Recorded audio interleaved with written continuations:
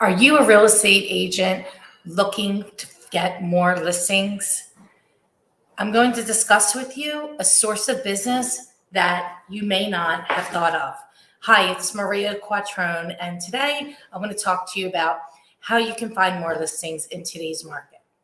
So I was talking about this in our mastermind yesterday in our office, and I thought I would deliver this message to you.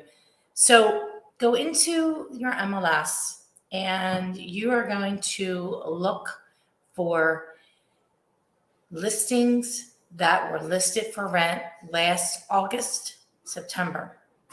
You're going to pull that list. You're going to decide whether by zip code, by price point. I would say look at anything maybe $2,000 and up and see how many there are. Now, those properties are either going to be re-rented again, or this is the perfect time for those sellers to put the property on the market as the tenant lease will be up.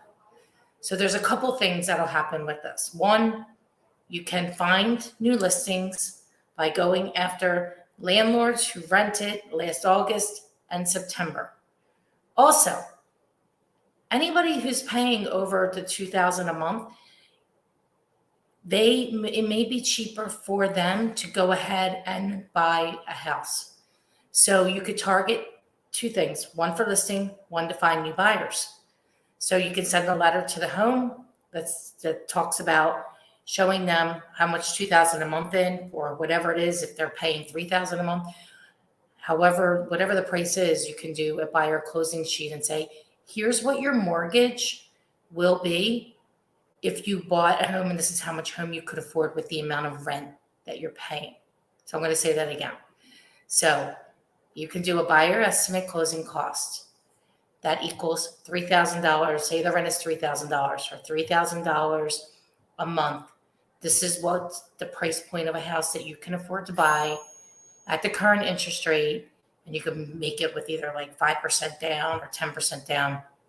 And you can send that with a letter to anybody who is currently renting a property. Because right now, Philadelphia is one of four major markets that it is more affordable to buy than actually rent a property.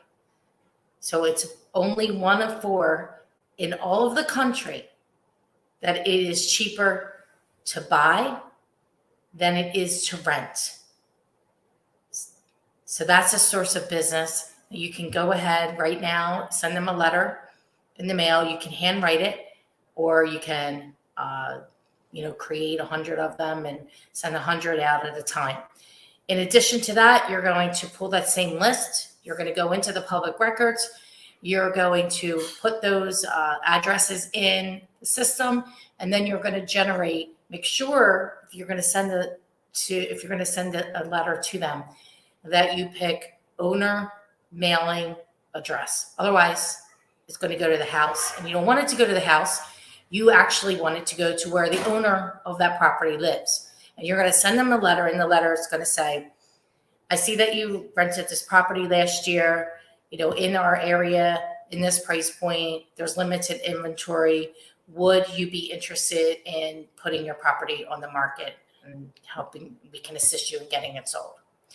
And you're going to say, call me ASAP at this number. Make sure you use a specific number. We have specific marketing numbers so that when somebody's calling into our office, we know where they're calling from, whether it's expired or if it's a mailer call for a cash letter buyer or whatever.